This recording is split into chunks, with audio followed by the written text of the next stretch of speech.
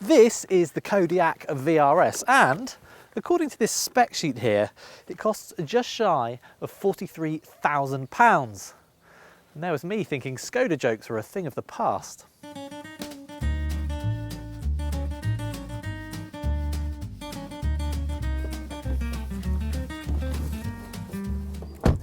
Given Skoda's value-driven brand proposition, the implication of that high price is that you get an awful lot of car for the money. And certainly the Kodiaq is big. I mean, it's really big. Big enough indeed to have seats back here that slide, plus behind me a usable third row of seats as well. The boot is also ample and all of the rear seats fold flat into the floor if needed.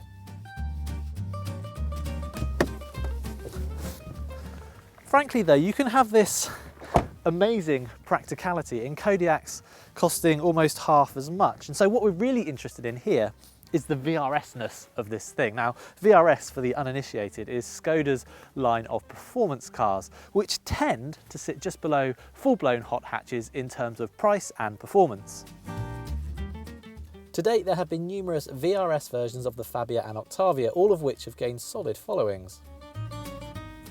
All vRS models to date have generally looked pretty good too, and this Kodiaq, well, it's no exception. Not only can you have this rather nice stealth meteor grey paint, but there's also quite a lot of gloss black detailing, for example, around the windows here, and at the rear there are two fake exhausts, plus you get some rather nice 20-inch alloy wheels.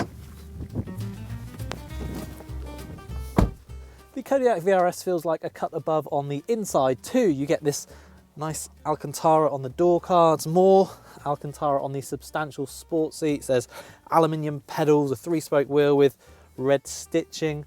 And on the technology front, you get not just one, but 2 screens.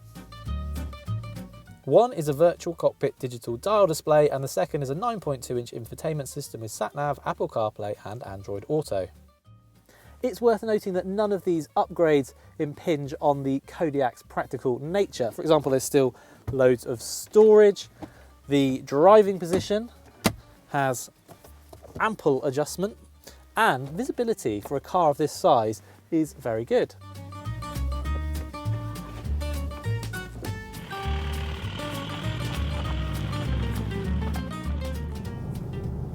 So to the engine. Skoda says it's a 2-litre 4-cylinder diesel, and yet the active sound booster it's fitted in the back appears to have other ideas, because this thing sounds more like a V8.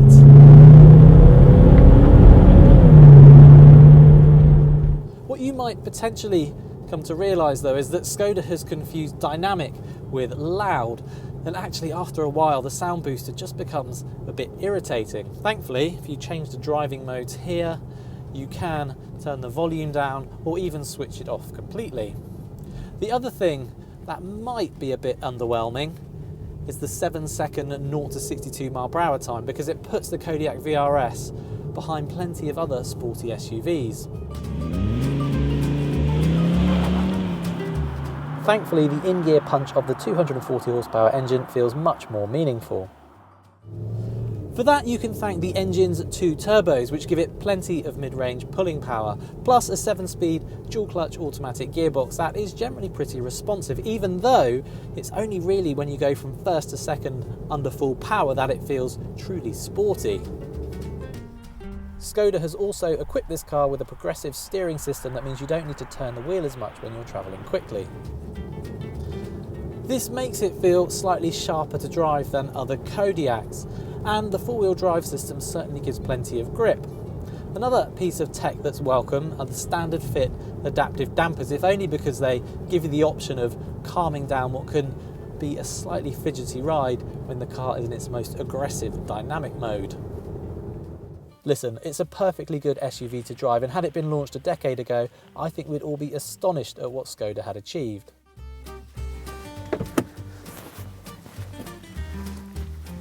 These days though, our expectations of, on the one hand, Skoda and on the other of sporty SUVs in general are just so incredibly high.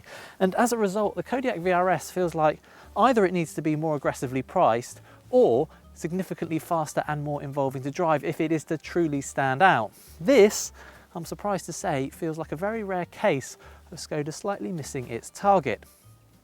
Right, that is it for now. Don't forget to subscribe to our YouTube channel for more car reviews, as well as heading to cargurus.co.uk to find a great deal from a top-rated dealer on your next car.